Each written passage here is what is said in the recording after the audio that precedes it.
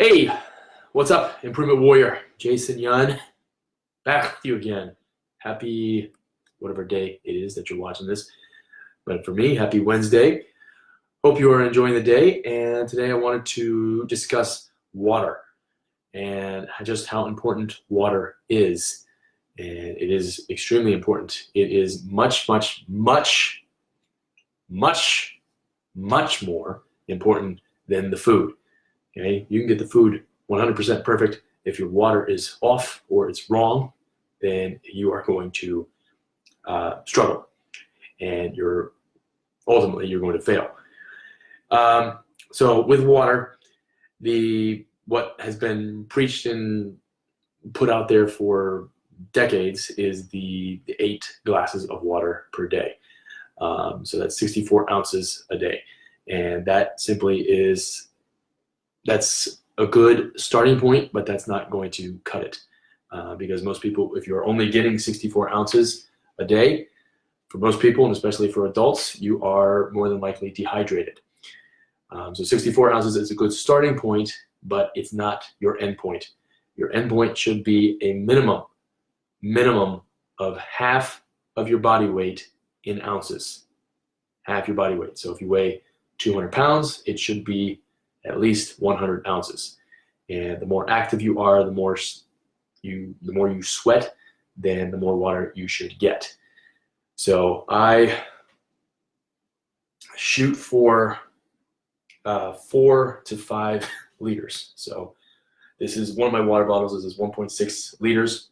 If I'm just drinking out of this, I'll try to drink 3 of these. And then I have another liter bottle. So I'll try to drink 4 to 5 of those, which is equivalent to anywhere between 130 and 150 ounces. So I weigh right now 175. I usually weigh between 175 and 180 something, 182, 183. So obviously it's about 75% of my ounces in body weight. Okay, so I shoot for a lot more because I realize that water is much more important than the actual food. Because if you're dehydrated, what's not going to work? Your brain is not going to work, first and foremost, and that controls everything.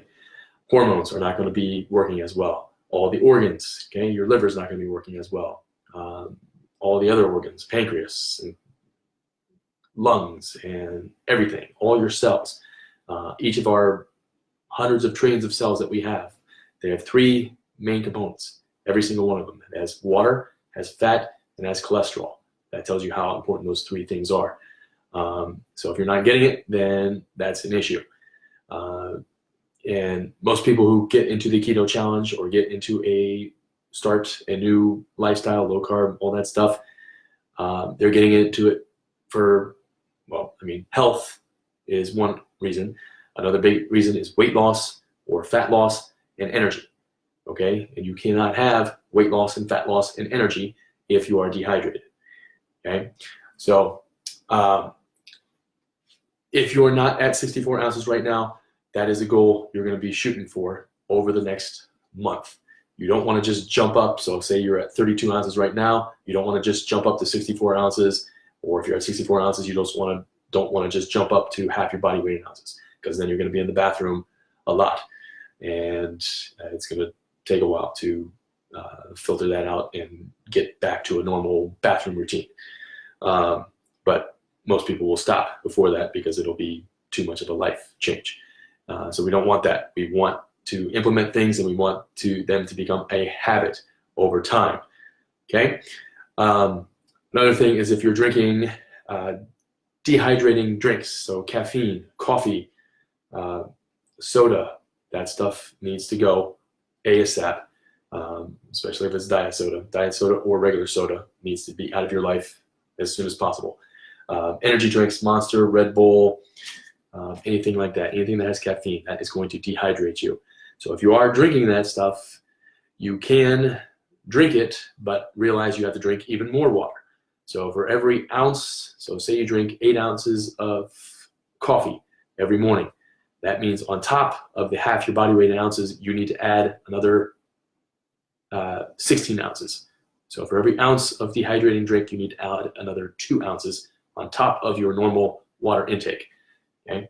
Otherwise, it will continue to dehydrate you and you will suffer the consequences. Another thing, water needs to be filtered. Under no circumstances is it to be tap water. If it is tap water, then you might as well just be eating Twinkies and Snicker bars all day long, because that's what it's doing to you. You're putting toxins in your body and you're not going to get those out. So tap water has fluoride, it's got chlorine, it's got arsenic, it's got lead. And if you put those in, then everything is not going to work and your health is going to suffer. So I use clearly filtered. I use their water bottle when I travel, and this water right here, I always fill it up with a pitcher. So I'll leave a link down below. It's an affiliate link. You can check it out.